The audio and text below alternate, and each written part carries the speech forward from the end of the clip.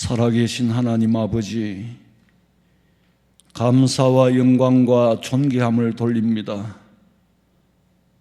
언역 가운데서도 주의 전에 모여 예배할 수 있는 은혜 주신 것을 감사합니다. 하나님, 한 사람보다 두 사람이 모일 때 힘이 나고 둘보다 넷이 모일 때 서로가 서로에게 힘을 주고받지 않습니까?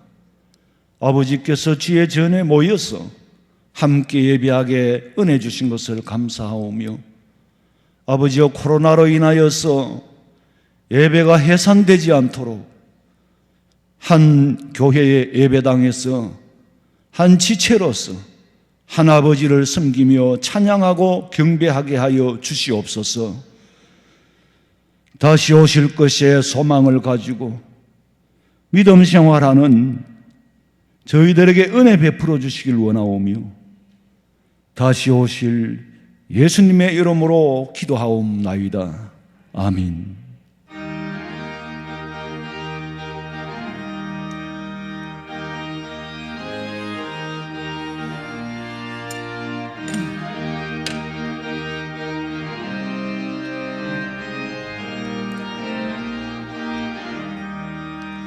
은혜가 풍성한 하나님은 믿는 자 한 사람 한 사람, 어제도 오늘도 언제든지 편찮고 보호해 주시네.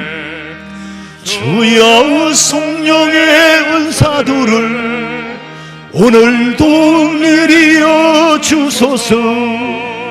성령의 뜨거운 불길로서 오늘도 충만케 하소서. 정욕과 죄악에 물든 마음을 성령의 불길로 태우사 정결케 하소서. 태우소서. 깨끗게 하여 주옵소서. 주여, 성령의 은사들을 오늘도 내려 주소서. 성령의 뜨거운 불길로서 오늘도 충만케 하소서.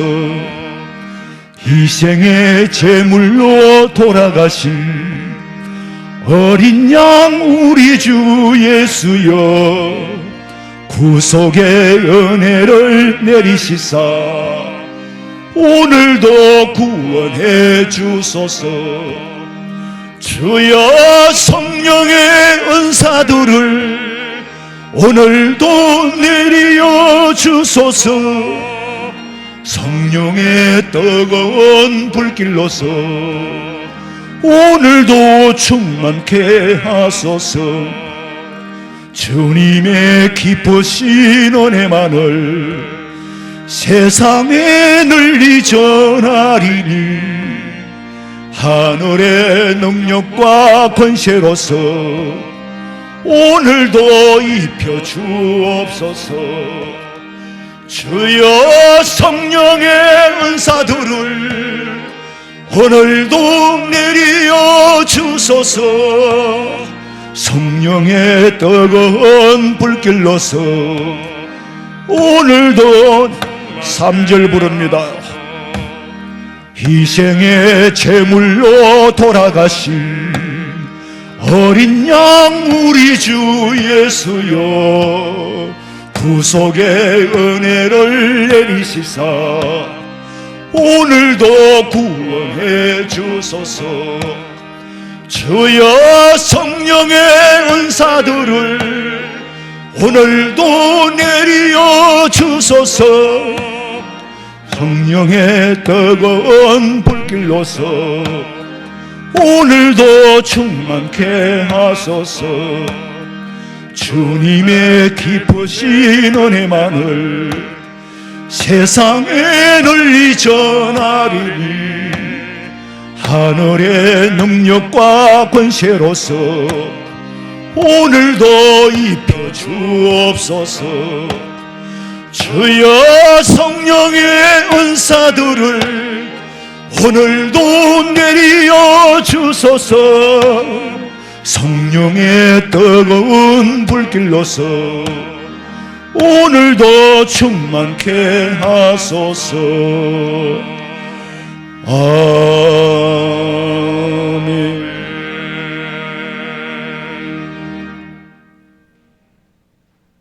사랑이 많으신 하나님 아버지, 이 시간 예배 드릴 수 있는 은혜 주셔서 감사드립니다. 지금까지 지은 죄와 허물을 용서하여 주시고 깨끗하고 정한 마음으로 예배 드릴 수 있도록 성령께서 인도하여 주옵소서.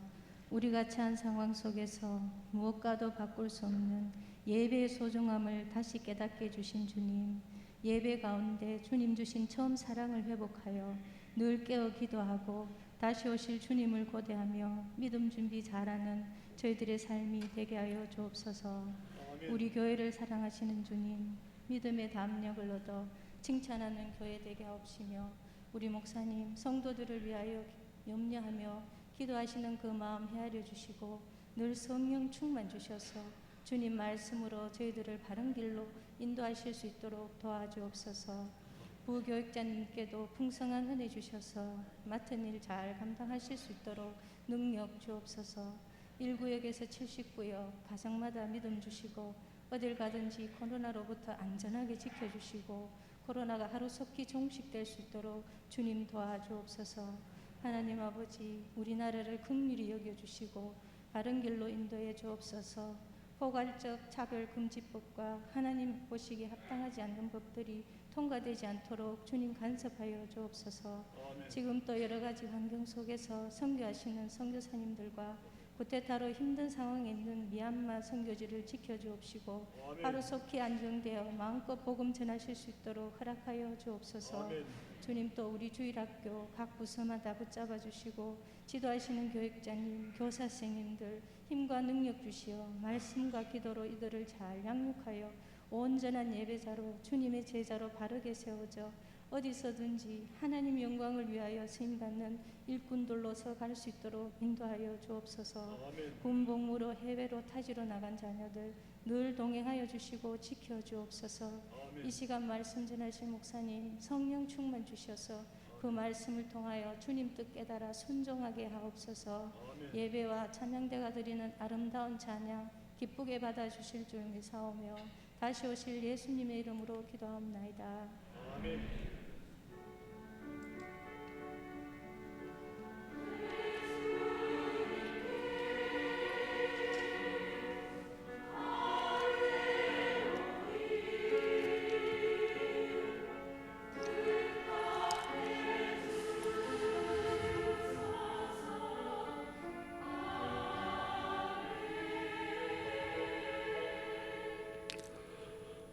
디모데전서 5장 17절 말씀부터 22절 말씀까지 한 절씩 교독하겠습니다.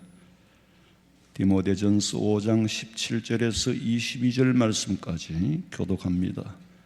잘 다스리는 장로들은 배나 존경할 자로 알되 말씀과 가르침에 수고하는 이들에게는 더욱 그리할 것이니라.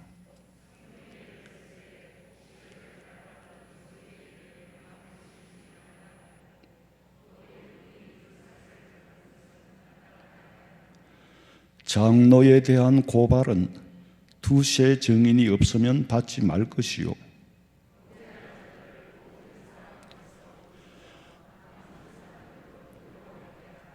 하나님과 그리스도 예수와 택하심을 받은 천사들 앞에서 내가 엄히 명하노니 너는 편견이 없이 이것들을 지켜 아무 일도 불공평하게 하지 말며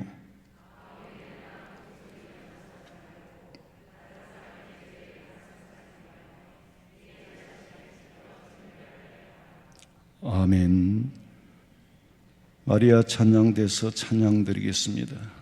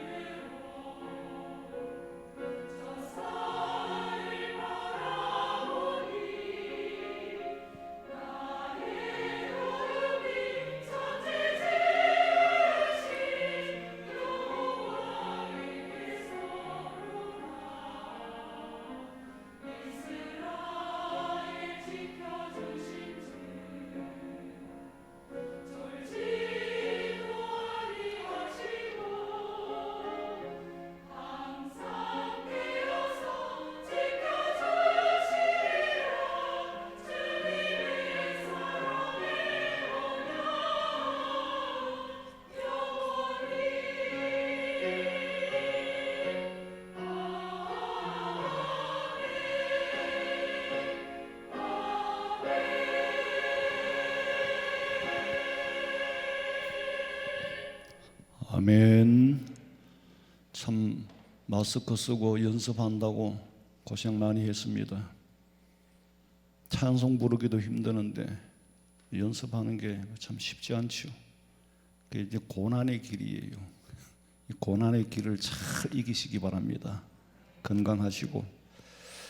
자, 오늘 이 디모데전서 계속해서 강해하는데 오늘 본문 말씀은 신앙생활을 어떻게 해야 하는지 현실적인 문제를 좀 더 구체적으로 가르치고 있습니다. 우리가 살아가는 목적은 천국이지만 목표는 천국이에요. 목적지도 천국이에요. 그러나 부득불 땅에 사는 동안에는 육신을 가지고 살고 육신의 몸을 버릴 수가 없지 않습니까? 그래서 육에 관한 문제도 있고 또 땅에 사는 동안에는 교회 생활도 해야 되거든요. 교회 공동체 생활도 해야 돼요.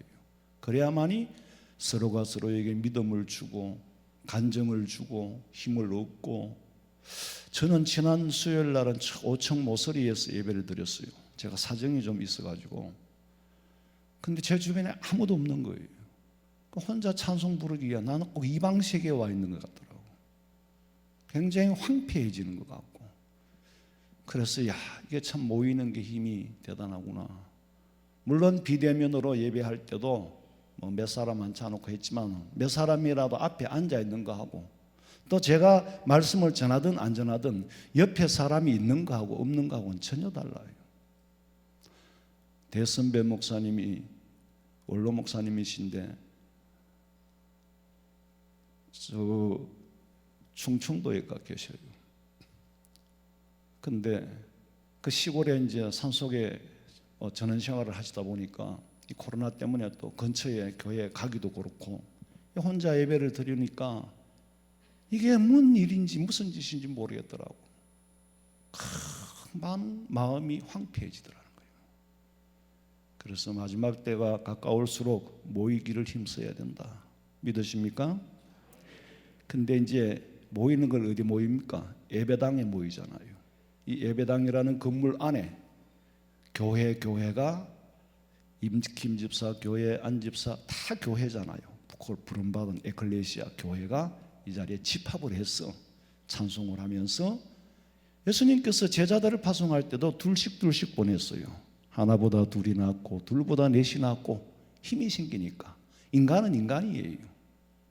그래서 우리가 교회에 모여서 예배당에 모여서 교회 생활을 하는데 이렇게 신앙생활을 하면서 개인적으로 찬양을 드리고 예배를 드리고 기도 생활은 잘 하는데 문제는 교회 안에서 공동체 안에서의 생활. 교회 안에서 성도들 상호간에 시험에 들어가지고 믿음을 잃어버리거나 또 새신자들은 실족하거나 낙심하는데 그런 사람들이 많아요. 수십 년 동안 신앙생활 안 하다가 다시 돌아오신 분들 보면은 왜 그렇게 오래 쉬었느냐 그러면은 나름대로 이유가 다 있는 거예요. 시험에 든 거예요. 실족한 거예요. 어디에서? 교회라는 공동체 안에서. 누구 때문에? 사람들 때문에. 인간관계에서 상처를 주고 상처를 받고 받은 사람도 받았겠지만은 또 어쩜 자기도 주었을 수 있어요. 인간관계는 상호관계잖아요. 어쨌거나 그렇게 시험에 드는 경우가 있으니까 어떤 데는 그렇게 말하잖아요. 사람 보고 믿나? 예수님 믿지. 하나님 보고 믿지 사람 보고 믿나? 그렇게 위로는 하지만은 이미 시험에 든 사람에게는 그 말이 아무런 의미가 없어요. 이미 시험에 들어버리면은 절대로 그렇게 생각하지 않습니다. 내가 사람 보고 믿나? 예수님 보고 믿지. 목사님 보고 믿나? 예수님 믿지. 장로님 보고 믿나? 예수님 믿지. 그게 그렇게 쉽지 않습니다. 그게 현실이라 그 말이에요. 그래서 하나님께서 바울로 통하여 이 말씀을 디모데에게 주는 거예요. 믿음의 대상은 예수님이지만은 사람과의 관계도 그만큼 중요하단 말이에요. 밥을 먹어도 같이 먹고 싶은 사람이 있는가 하면은 가까이 오면 싫어지는 사람도 있을 거고 인간관계가 원만해야 교회 생활이 행복한데, 인간관계가 원만하지 않으면 교회 생활이 안 행복해요. 교회를 가긴 가야 되겠는데 뭔가 가고 싶은 마음보다도 어떤 방어 기제가 안개처럼 거미처럼 시원케 주의 성전에 올라가자 할 때 기뻐하였노라, 그런 마음으로 오고 싶어서 와야 되는데, 그게 조금이라도 장애가 일어난다면 교회 생활이 행복할 수가 없어요. 자, 그래서 오늘 디모데전서 5장 17절 읽어보세요. 잘 다스리는 장로들은 회나 존경할 자로 알되 말씀과 가르침에 수고하는 이들에게는 더욱 그리할 것입니다. 이미 존경받아야 할 위치에 있는 사람이 존경받을 자격을 갖추는 것도 쉽지 않습니다. 푸덕불 목사라는 위치나 장로라는 위치는 존경을 받아야 할 자리에 있어 버렸어요. 그런데 존경받기는 쉽지 않다 이 말이에요. 그런데도 존경하라 그래요. 존경스러워야 존경하는데 존경을 하라는 거지. 왜냐하면 네가 존경을 못하면 네가 은혜가 안 된다. 네가 목사님을 존경하지 못하고 어떻게 네가 목사님 말씀에 은혜를 받겠나.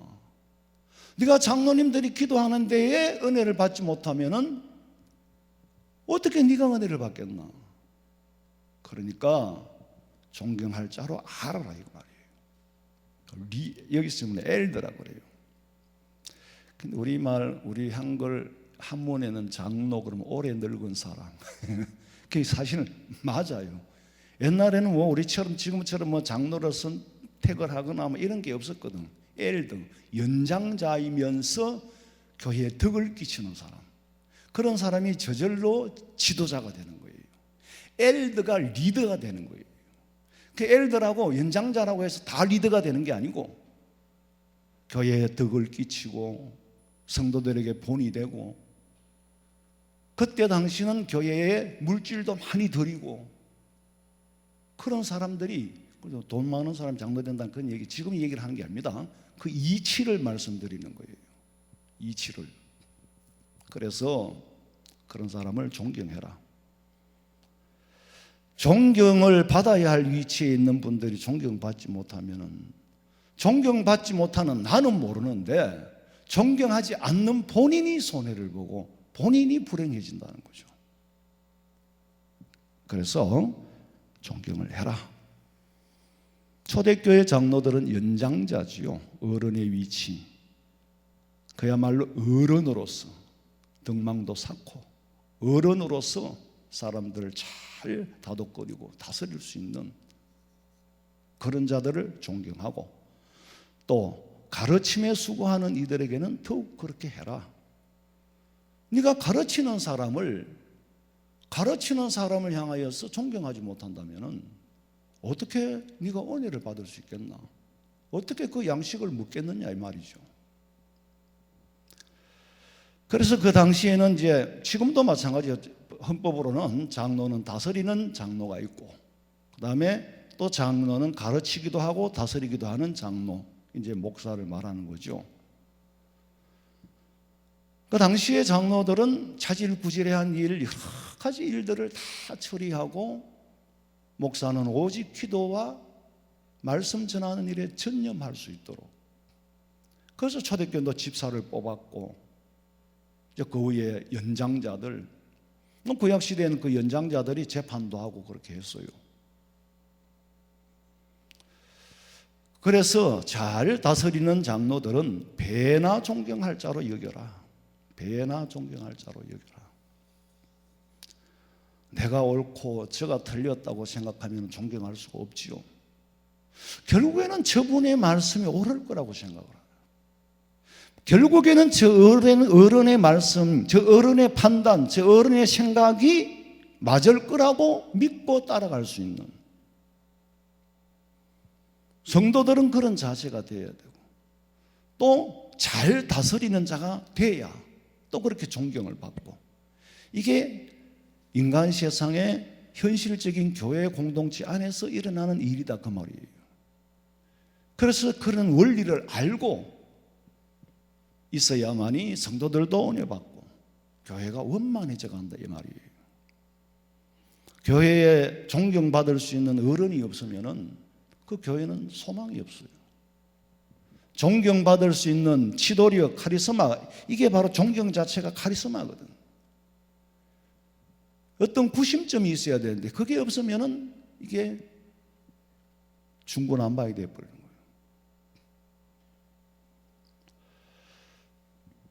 거예요. 효도하는 자식이 부모님을 존경하는 게 아니고 공경하라 그러죠. 공경. 그러면 존경보다 좀 더 상위권에 있고 의미가 좀 달라요.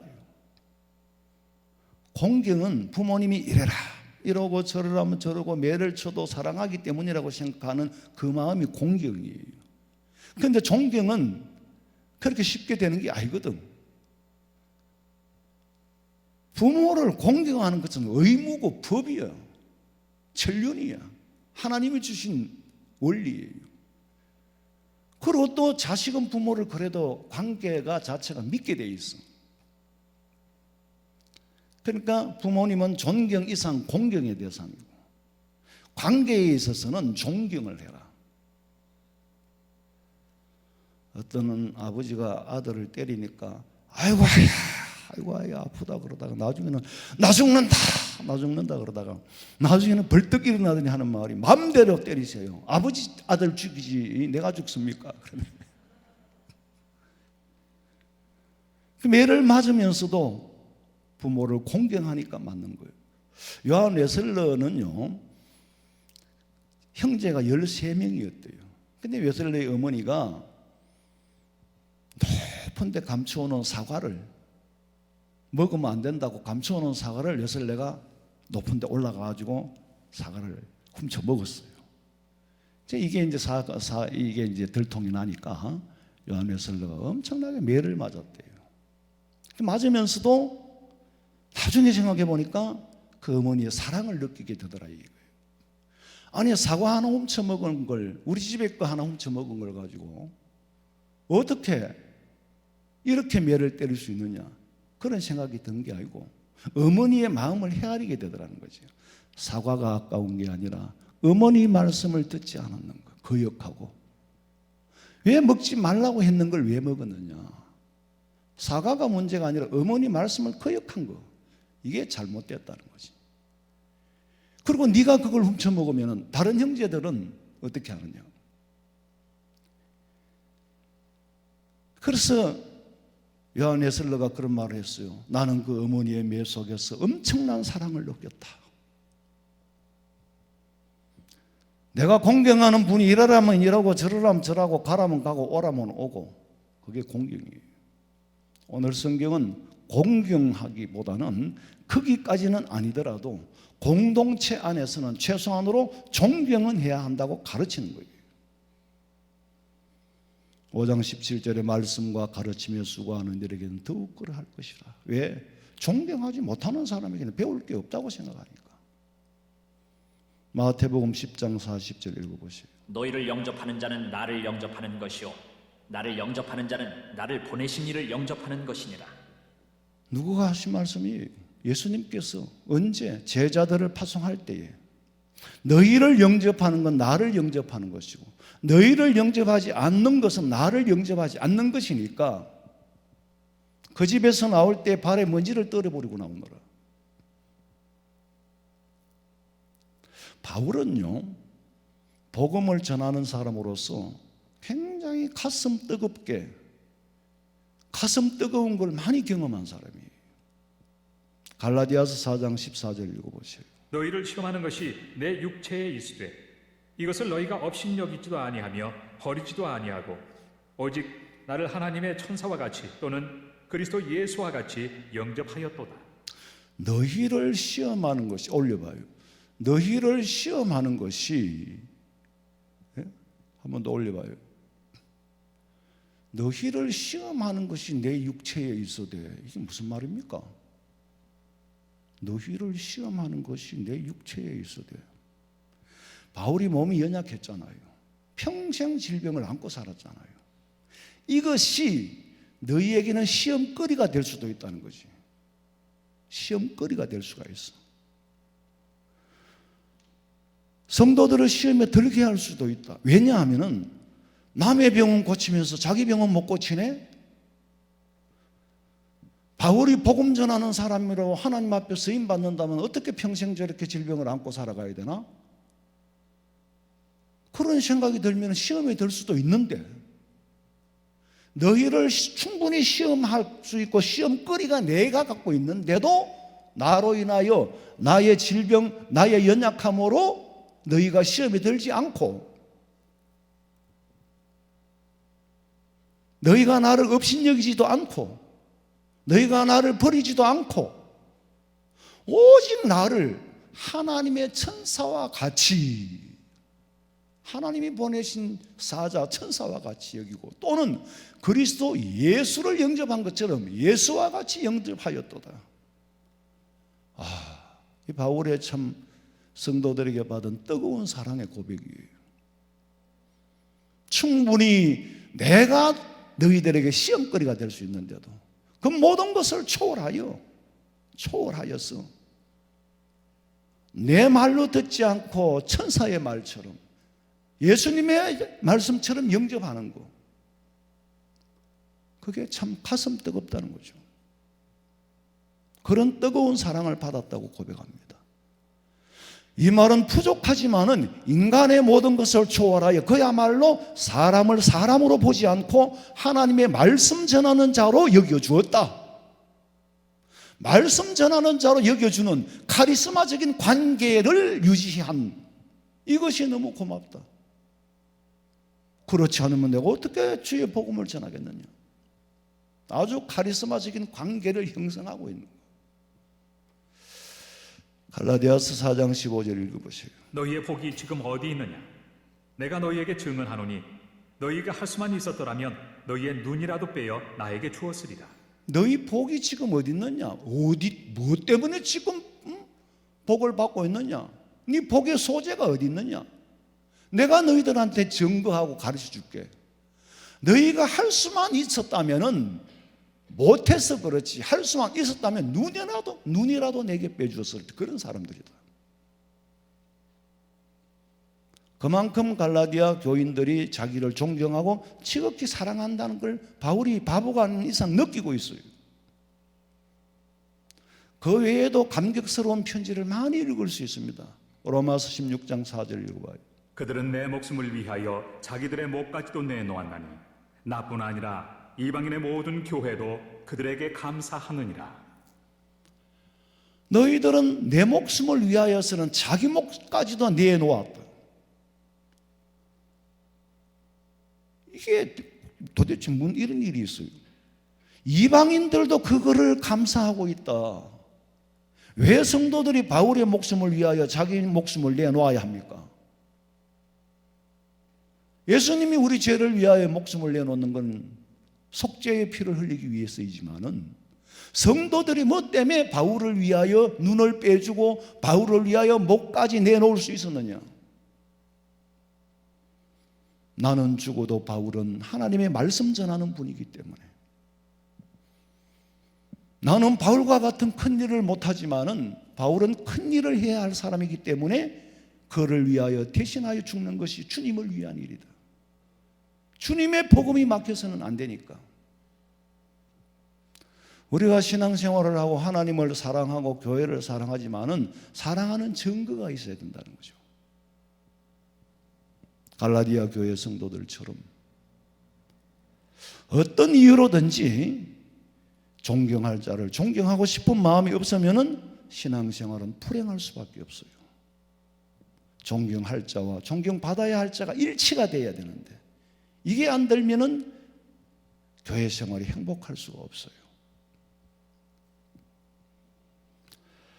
그래서 우리 교회는 서로가 서로를 존경하고, 존경을 잃어버리는 교회는 무질서한 교회가 되고 아주 수준이 떨어지는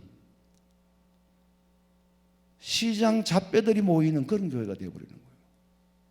존경을 잃어버리면 안 된다. 그 다음에 18절 읽어보세요. 성경에 일렀으되 곡식을 밟아 떠는 소의 입에 망을 씌우지 말라 하였고, 또 일꾼이 그 삭슬 받는 것은 마땅하다 하였느니라. 곡식을 밟아 떠는 소의 입에 망을 씌우지 마라. 그리고 일꾼이 그 삭슬 받는 것은 당연하고 마땅한 거다. 신명기 25장 4절 봐요. 곡식을 뜨는 소의 입에 망을 씌우지 마라. 이 말은 평소에는 망을 쓴다는 거예요. 자, 보세요. 소가 밭을 처음에 갈 때는 황량한 들판에서 겨울에 이른 봄에 밭을 갈아요. 그때는 망을 안 씌워도 먹을 게 없으니까 똑바로 갑니다. 또 먹을 게 없으니까 괜찮아요. 그런데 이제 콩을 심어 놓고 보리를 심어 놓고 이러면 이제 콩도 북을 돋아줘야 되기 때문에 이제 소가 이제 콩밭 사이로 지나가면서 이제 주인은 이 쟁기를 들고 이렇게 이제 가면 또 이렇게 또 북이 도와지고 그래요. 보리도 그렇고. 그럴 때는 이제 곡식이 한창 자란단 말이에요. 자랄 때는 망을 씌워야 돼, 안 씌워야 돼? 씌워야 돼요. 안 씌우면 곡식 다 뜯어먹는 거예요, 그냥. 그럴 때는 망을 씌우는 거예요. 그러니까 소가 막 배가 고파도 막 그 풋것을 보면은 막 먹고 싶어가 막 헐떡거려도 망을 씌워놓으니까 못 먹는 거예요. 그런데 곡식을 뜨는 소의 입에는 망을 씌우지 마라. 무슨 말이냐면은 추수할 때에는 이미 다 익었어. 추수할 때에 추수하는 소한테는 먹어가면서 일하도록 만들어라. 그러니까 성경에 곡식 뜨는 소의 입은 망대를 씌우지 마라. 곡식을 뜬다는 건 타작을 하는 거잖아요. 소를 이용해서 뭐 여러 가지 방식으로 타작을 해요. 그 타작하는 소가 아니 그 곡식을 좀 먹었기로서니 그것까지 못 먹게 하면 안 된다는 거지. 당연히 먹을 자격이 있다. 왜? 이제는 추수 때가 됐으니까.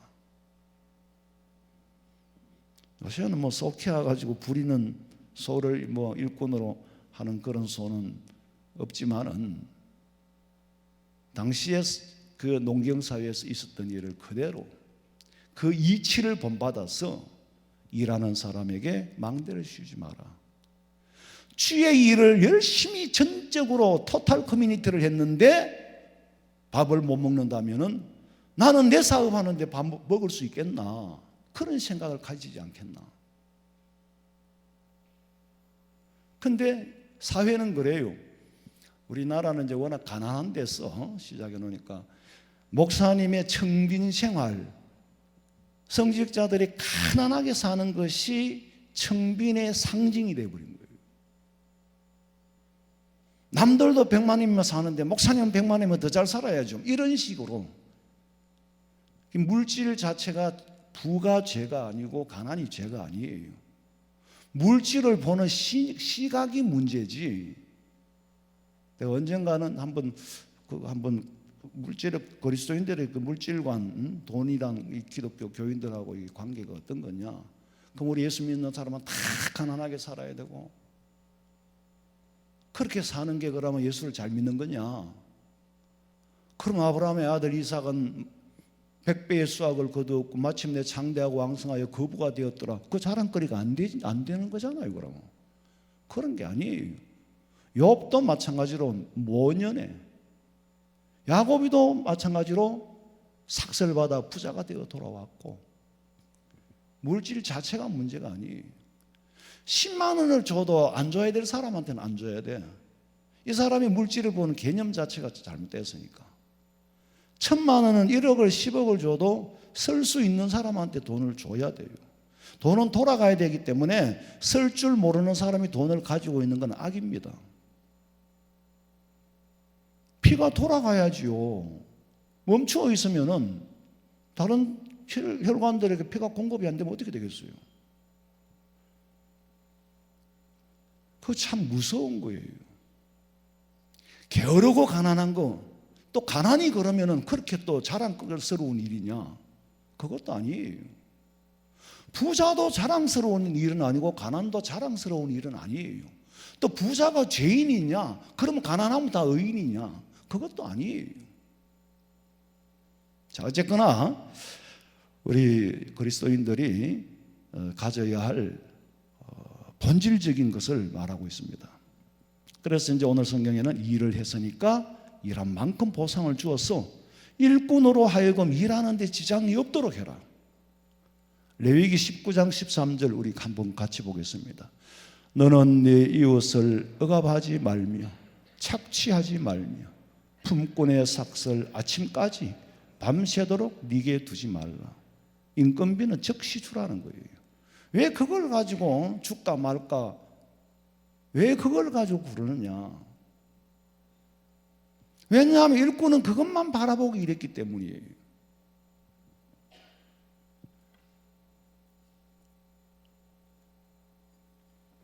옛날에 제가 사역할 때 전도사 때인데 그거는 생활비라고는 말할 수 없죠. 왜냐하면 생활이 되도록 주는 게 아니고 사례예요. 그게 뭐야, 생활비라고 하고 사례라고 하는데 엄밀히 말하면은 목회자한테는 사례가 아닙니다. 사례는 줘도 되고 안 줘도 되는 게 사례고, 목회자에게는 생활비입니다. 생활이 되도록 해주는 거예요. 그게 성경적인 원리입니다. 근데 뭐 어디서 나온 말이 사례가 얼마냐, 어떻게 사례 받고 삽니까? 맨날 그러면 입에만 쳐다보고 그렇게 살아요? 근데 생활비 사례를 줄 때 그건 나는 사례지. 그러니까 줘도 되고 안 돼도 되니까. 그래도 정했으니까 줘야지. 안 주고 목사님 호주머니 늘려 다니는 거예요. 나는 그것만 쳐다보고 있는데, 근데 별로 복 받는데 지장이 많더라고. 안 돼요. 교회가 안 돼요. 단 한 달이든 두 달이든 또 못 받았지. 그것도 교회가 되느냐? 그거 애기가 절대로 교회 안 됩니다. 네 이웃을 억압하지 말고 착취하지 말고. 내가 뭘 착취했어요? 품꾼의 삭슬 아침까지 밤새도록 네게 두지 말고 줄 거 줘라. 지자리에서 교회 일 시키면은요, 제일 제가 신경 쓰는 게 인건비입니다. 가능하면 빨리 줘라. 지자리에서 줄 수 있으면 지자리에서 줘야 되고. 왜? 일꾼은 그것만 바라보고 일했잖아요. 욥기서 7장 2절 우리 같이 봅니다. 종은 저녁 그늘을 몹시 바라고 품꾼은 그의 삭슬 기다리느니라. 종은 뭐 월급도 없고 그러니까 하루하루 빨리 해만지면 좋아. 해만지면 좋은데 품꾼은 문제가 달라요. 품꾼은 삭슬 기다립니다. 종은 뭐 안 줘도 그만, 줘도 그만, 그게 소속이 돼, 소유가 돼 있으니까 종한테는 밥은 줘요. 어쨌거나 잠도 자주고. 그런데 품꾼은 문제가 달라요. 품삭슬을 못 받으면 굶을 수가 있어. 종보다 더 못해질 수 있단 말이에요. 품꾼은 그의 삭슬 기다리나니 해가 지기 전에 줘라. 일꾼이 일하면서 삭슬 줄까 안 줄까 그것 때문에 신경 쓰지 않도록 해라. 그러면 일꾼이 서러울라 그래요. 서러울라고 해. 어떤 집에는 부잣집이라도 일꾼 구하기가 어려워. 왜? 빨리 품도 안 주고 인색하게 하니까. 그러나 어떤 부잣집에는 막 그 집이 이르락 하면 똑같은 모내기라도 서로 발락하는 거야. 왜? 제자리에서 탁탁 주니까. 어차피 줘야 될 거면은 그거 아끼지 말고 네 품에 두지 말고 빨리 줘라.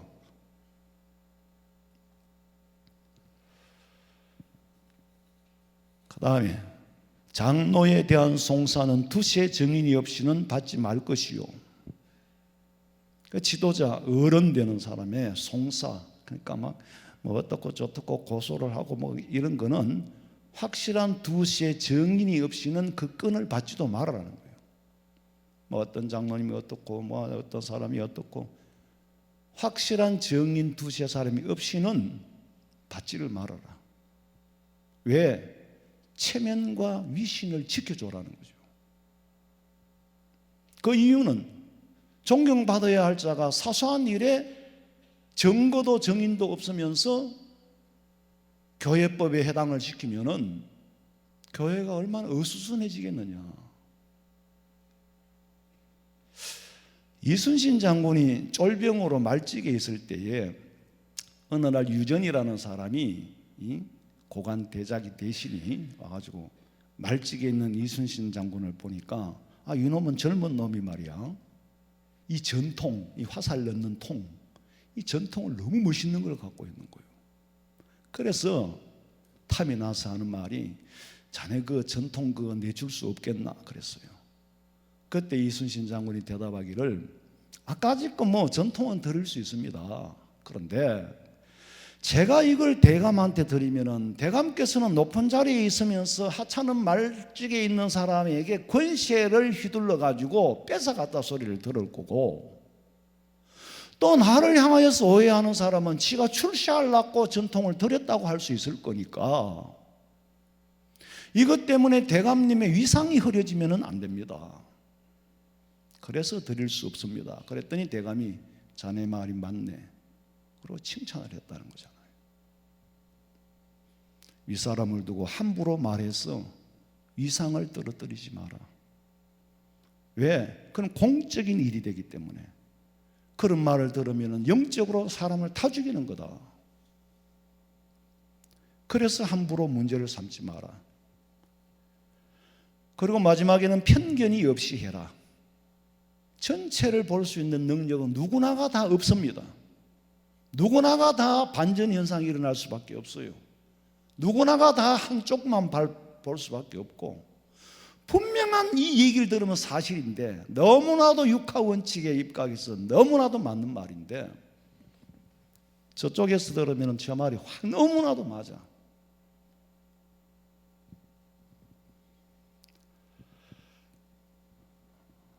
사람은 다 자기 중심으로 생각을 하게 돼 있어요. 어제 어떤 목사님이 전화가 와서 뭐 이런저런 얘기를 하더라고. 그래서 내가 다 들었어요. 듣고 나도 내가 할 말 할게요. 이건 내가 하는 말이 아니고 공회가 하는 말입니다. 공회가 하는 말입니다. 개인이 개입돼서는 안 되는, 개인의 감정도 개입돼서는 안 되는, 감정으로 치면 오히려 너무나도 가슴 아픈 일, 정말 참여하고 싶지 않는 일이요. 부득이하게 그걸 개인의 감정으로 받아들이게 되면은 당신이 안 편하다. 그러니까 공적인 일이죠. 그러니까 치우치면 안 돼요. 하나님 맡겨준 걸 대신해야 해야 되니까. 그 교회의 칠이라는 게 그런 거예요. 부득이하게 할 수밖에 없단 말이에요. 왜? 질서를 세우기 위하여. 그렇게 하라 그랬거든. 어느 날 해하고 달이 시비가 붙었어요. 해가 하는 말이 나뭇잎은 푸르다, 나뭇잎은 초록색이다 그랬더니 달이 하는 말이 아니다, 나뭇잎은 은빛이다 그러는 거예요. 달밤에 보니까 달이 봤을 때는 은빛이라, 해가 봤을 때는 초록색이라. 해가 하는 말이 사람들은 바쁘게 움직인다 그랬더니 달이 하는 말이 아니다, 사람들은 잠만 잔다 그랬어요. 해가 하는 말이 세상은 참 시끄럽다 그랬더니 달이 하는 말이 세상은 너무나도 조용하다. 그래서 바람이 나타나서 하는 말이 나는 낮에도 보고 밤에도 봤는데 둘 다 맞고 둘 다 틀린다. 이게 통합기능을 잃고 반전현상이 나타나니까 그런 거예요. 편견을 버려라. 편견이라는 건 네가 가지고 있는 그 사람을 보는 네 마음은 버려라는 거지. 네 감정도 버리고 객관적으로 볼 수 있어야 된다. 그 다음에 마지막으로는 경솔히 안수하지 말고 신중히 해라. 아무에게나 임직을 하지 마라. 안수는 이제 우리가 주로 뭐 임직식 때 하는 거죠. 여기서 말하는 그 안수는 임직을 말하는 겁니다. 뭐 병을 낫기 위해서 야고보서에서 말하는 것처럼 머리에 손을 얹고 기도하는 그런 게 아니고, 임직은 아무에게나 하지 마라. 안수를 한다는 뜻은 믿음을, 신앙을 바르게 고백할 때 그 믿음을 인정해 주는 거고, 내 믿음을 전수시키는 게 안수예요. 그러니까 함부로 아무에게나 안수하지 마라. 자격 없는 사람한테 직분을 주어가지고 안수하는 것은 경솔한 일이다. 철학자 파스칼이 그런 말을 했어요. 이 세상의 힘이 제일 센 분은 하나님이고, 두 번째로 센 게 뭐냐? 가장 영향력 있는 거는 성실과 정결이라고 그랬어. 성실과 정결보다 더 힘이 센 거는 하나님밖에 없다는 거지. 그래서 난 늘 아이들한테도 그런 말이에요. 성실보다 더 큰 자본이 없다. 어느 직장에서 어떤 일을 하든지 그 가운데서도 성실 자체는 굉장한 자본이다. 성경에도 그러잖아. 성실을 식물로 먹고 사는 자예요. 마음의 소원을 이루어준다고 그랬거든. 어느 자리에서든지 말단에 있을 때든지 어떤 위치에 있을 때든지 성실, 그보다 더 큰 힘은 없다. 정결, 그보다 더 큰 힘은 없다. 그래서 바울은 디모데에게 네 자신을 정결케 해라. 이 말씀은 우리 그리스도인 모두에게 해당되는 말이에요. 그리스도인의 힘은 정결에서 나와야 되고, 한 인간으로서의 힘은 성실에서 나오는 거예요. 우리 화원성민교회 성도들은 날마다 정결케 하는 일에 힘쓰고, 정결과 성실과 진실에서 나오는 힘을 체험하면서 살아가기를 주님의 이름으로 축원합니다.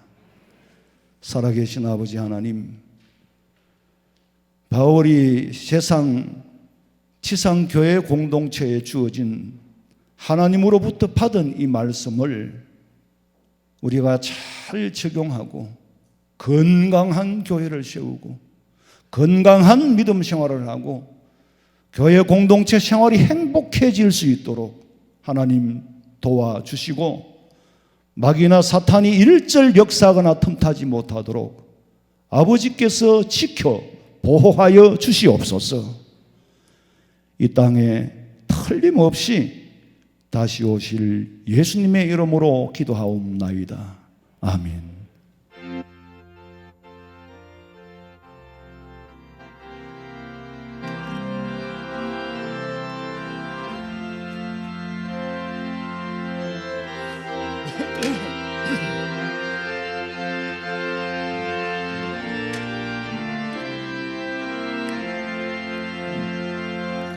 달고 묘한 그 말씀, 생명의 말씀은 귀한 그 말씀 진실로 생명의 말씀이 나의 길과 믿음 밝히 보여주니 아름답고 귀한 말씀 생명샘이로다.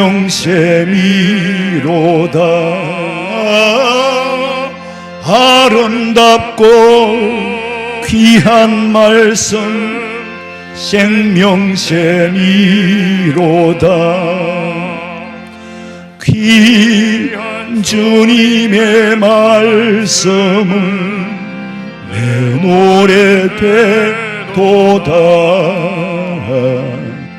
모든 사람을 살리는 생명의 말씀을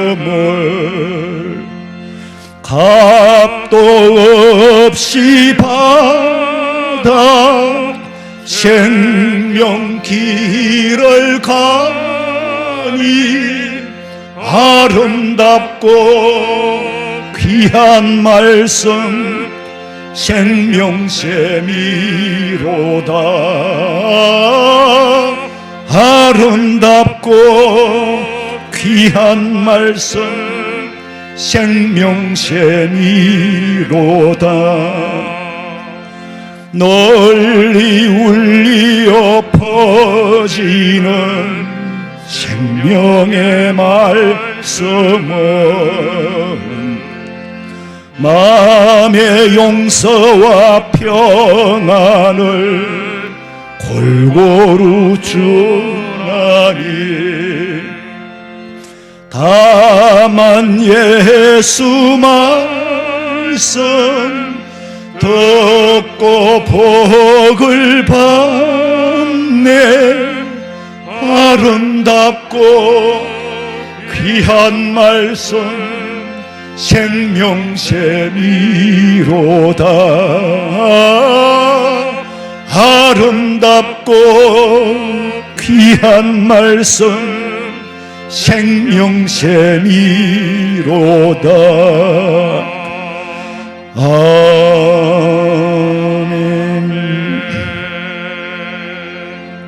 예물 드렸습니다. 11조 감사헌금, 건축헌금, 성미헌금 드렸습니다. 기도드리겠습니다. 하나님, 세상이 아무리 혼란스러워도 아버지 주시는 진리 안에서 벗어날 수는 없고, 아버지 한 분만 믿고 주어진 위치에서 열심히 그리고 성실히 일하여 주신 은혜에 감사하여 다 아버지 것을 인정하고 열의 하나를 구별하여 드리고 감사하는 자, 여러 가지 예물을 아버지 앞에 정성을 다하여 드리오니 하나님께서도 저들을 이른 비와 늦은 비를 주시듯이 때를 따라 결단코 물질로 인하여 궁핍해지지 않도록 채우고 풍성케 하여 주시옵소서. 감사를 드리며 다시 오실 예수님의 이름으로 기도하옵나이다. 아멘.